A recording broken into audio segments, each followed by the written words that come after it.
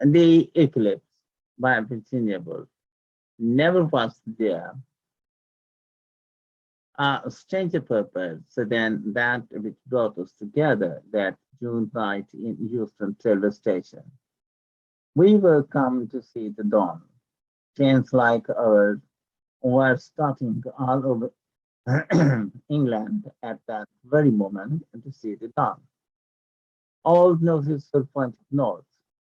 When for a moment we halted in the depths of the country, there were the pale shadowed lights of motor cars also pointing north. There was no sleep, no fixity in England to that night. All were on the roads, all were traveling north, all were thinking of the dawn. As the night wore on, the sky, which was the object of so many million thoughts, assumed greater substance and prominence than future. The consciousness of the whitish soft canopy above us increased in weight as the hours passed. When in chill early morning we were turned out on a Yorkshire roadside, our tents had oriented themselves differently from usual. We were no longer in the same relation to people, houses, and trees. We were related into the whole world. We had come not to lodge in the bedroom of an inn. We would come for a few hours of disembodiment, intercourse with the sky.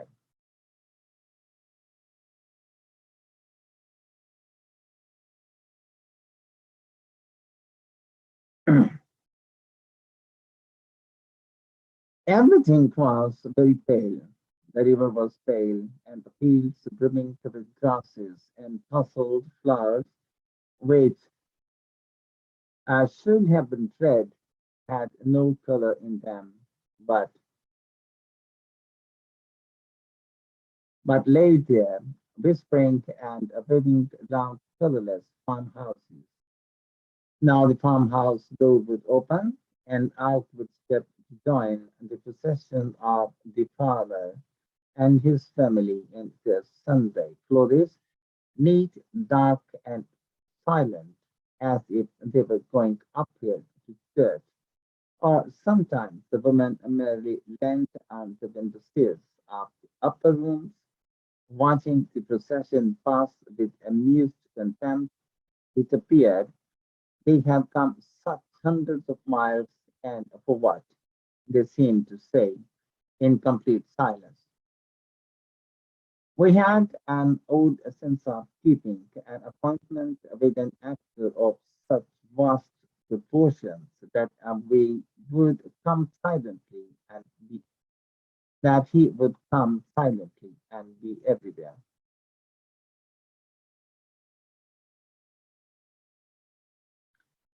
By the time we were at the meeting place on a high hill, where the hills suppressed their glimpse out over the flowing down moorland below, we had put on too, though we were cold and with our feet stood in red bog water, were likely to be still colder, though some of us were spattered on macintoshes among cups and plates eating, and others were fantastically coated, and none were at the best. Still, we had put on a certain dignity. Rather, perhaps, we had put off the little badges and signs of individuality. We were strung out against the sky in outline and had the look of statues standing prominent on the ridge of the world. We were very, very old. We were men and women of the trimpled world, come to salute the dawn. So the worshippers at Stonehenge must have looked among tussocks of grass and boulders of rock. Suddenly, from the most part of some Yorkshire square, there bounded four large, lean, red dogs, bounds ancient world, hunting dogs. They seemed sleeping with their noses close to the ground on the track of boar or deer. Meanwhile, the sun was rising. A cloud glowed as a white sea glows when the light is slowly turned up behind it. Golden bat-shaped streamers fell from it and marked the trees in the valley green and the villages blue-brown. In the sky behind us, there swam white islands in pale blue lake. The sky was open and free there, but in front of us, a soft snow bank had masked itself. Yet, as we light, we saw it proving warm and thin in patches. The gold momentarily increased, matching the whiteness of a fiery ghost, and this grew frailer and frailer till for one instant we saw the sun in full splendor. Then there was a pause, a moment of suspense, like that which precedes a race.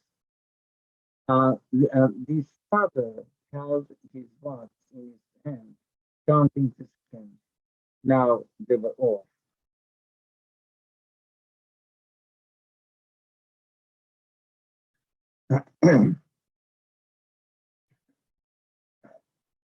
The sun had to raise into the clouds and into the door, which was thin transparency and to the right and before the second seconds were up. He started. The clouds flung every obstacle in his way. They clung, they impeded, they dashed, he dashed through them. He could be felt, flashing and flying when he was invisible. His speed was tremendous. Here he was out and bright. Now he was under and lost. But always when out him flying and the thrust and thrusting to the murk of his sword.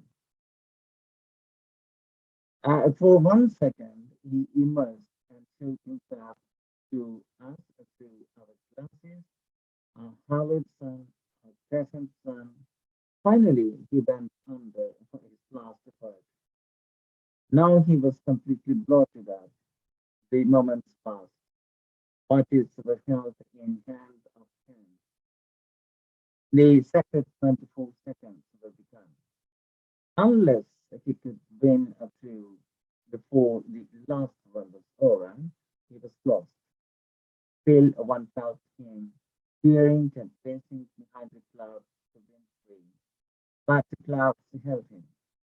They said, they stunned, they slackened, and uh, they muffled his speed.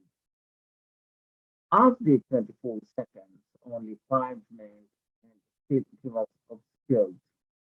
And as the total seconds passed, and we realized that the sun was being defeated, had now indeed lost the race. All the color began to go from the moon. The blue turned purple, the white became livid, as at the approach of a violent but midless storm. Pink faces spun.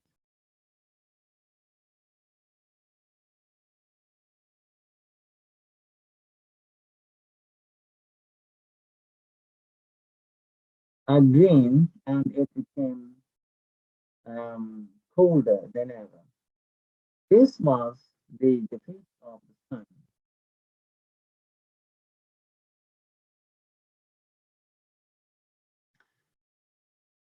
This was the defeat of the sun then, and this was all. So we thought turning in disappointment from the dull cloud blanket in front of us to the moons behind. They were brilliant, they were perfect, but suddenly one became aware that something more was about to happen. Something unexpected, awful, unavoidable. shadow growing darker and darker over the moon was light healing over the boat, which instead of lighting itself has the critical moment, turns a little further and then a little further on its side and suddenly capsizes. So the light turned and heeled over and went out. This was the end. The flesh and the blood of the world was dead. Only the skeleton was left. It hung beneath us, a frail shell, brown, dead, withered. Then, with some swiftling movement, this profound obeisance of the light, this stooping down and abysmal also bent the floor. Lightly on the other side of the world, up it rose. It went up as if the one movement, after a second's tremendous pause, completed the other, and the light which had died there rose again elsewhere. Never was there such a sense of rejuvenescence and recovery. All the convalescences and respites of life seemed rolled into one. Yet, at first, so light and frail and strange the color was, sprinkled rainbows like in a hoop of color, that it seemed as if the earth could never live decked out in such frail tints. It hung beneath us like a cage, like a hoop, like a globe of glass. It might be blown out, it might be stolen, but steadily and surely our relief broadened and our confidence established itself as the great paintbrush washed inputs dark dark on the valley and masked hues of blue above them. The world became more and more solid. It became popular. It became a place where an infinite number of farmhouses, of villages, of railway lines have merged until the whole fabric of civilization was modeled and molded.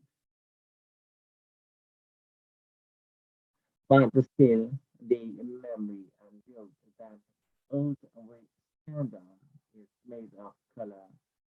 Color can be drawn out, and then we stand on a